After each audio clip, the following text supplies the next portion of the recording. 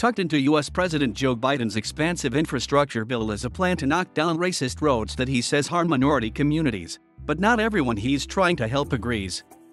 A fine layer of soot covers the straw yellow paint of the wooden houses that line Interstate 81, a highway in downtown Syracuse, New York State, held up by rusted steel girders and dingy pillars of cement.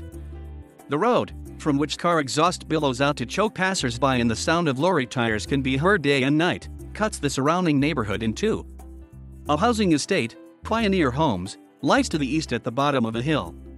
To the west, there is more public housing along with the little yellow houses, primarily minority-owned, and a few businesses. Civil rights activists call this mile of the interstate a racist highway because roads like this one divide minority neighborhoods and pollute these communities. Urban planners want to tear it down, and now, President Joe Biden also has it in his sights. Mr. Biden has put his weight behind an expansive trillion-dollar infrastructure plan that, if passed, would become the biggest investment in America's roads, bridges, and byways in decades.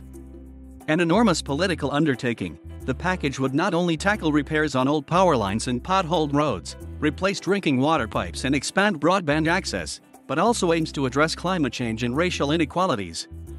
It includes $1 billion for reconnecting communities, which means tearing down urban highways that run through neighborhoods like the one in Syracuse. But whether knocking down roads along which generations of Americans have lived is a route to racial progress is an open question, and there are plenty of skeptics.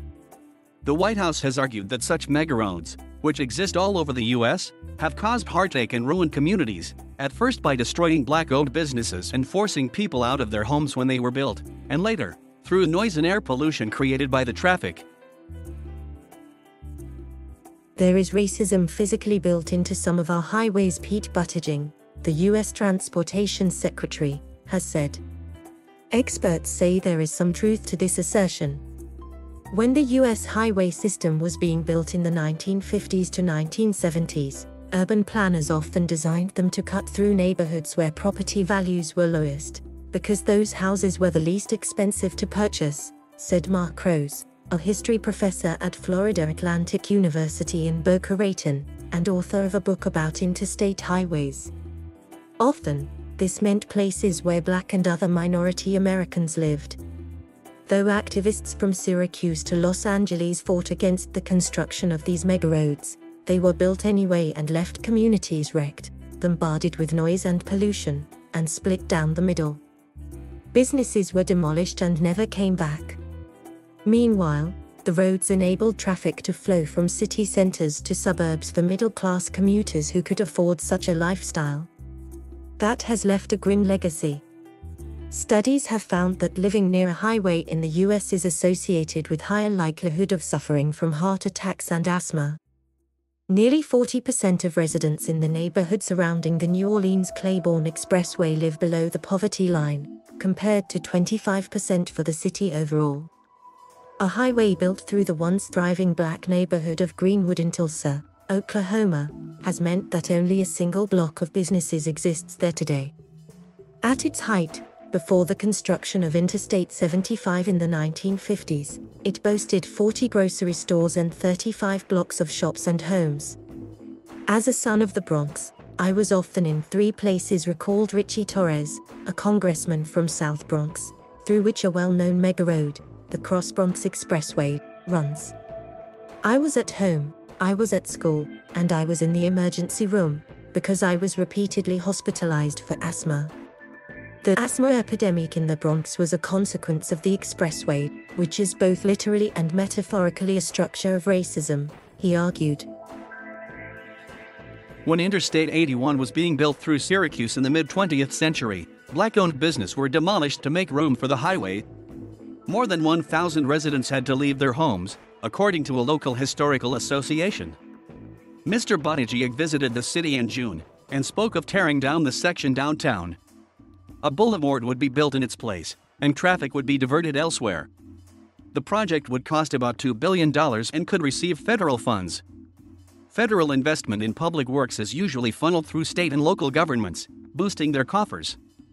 Members of Congress carve out chunks of the federal money to invest in their own states. In some cases, it can help them win re-election or get constituents on board. For Mr. Biden, an emphasis on racial equity was part of his campaign, and helped him win the election. Addressing it in the infrastructure bill fulfills a lot of campaign and governing promises, said John Reinish, a New York Democratic strategist. The administration has worked hard to sell the package, and its expansiveness is part of a strategy to broaden the appeal of the bill, said Lawrence Levy of Hofstra University's National Center for Suburban Studies. It's a heavy lift, Mr. Levy said, requiring that the White House reach out to as many people as possible and convince them to see it in a way that they hadn't thought of before. The bill is set to pass the Senate before heading to the House of Representatives. Few people in Syracuse believe it will achieve what the president is promising, however.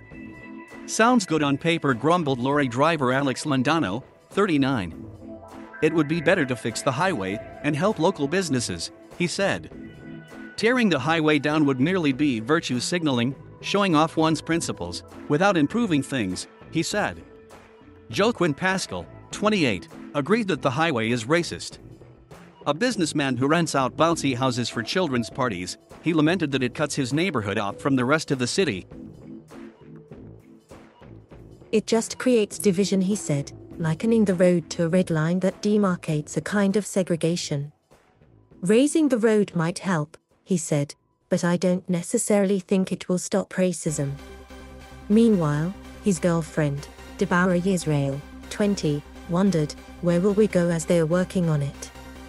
Gaines Brown, age 1, raced along a street near the highway on his orange and black tricycle, the fifth generation in his family to live near the highway. Despite its undesirable aspects, it is home, said Gaines's great-grandaunt, Kathy Gaston.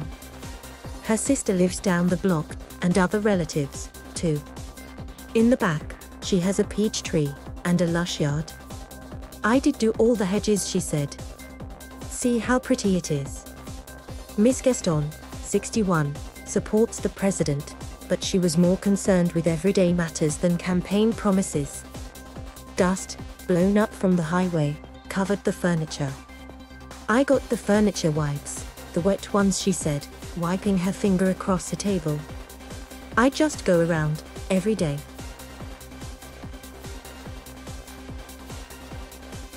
Thank you for watching.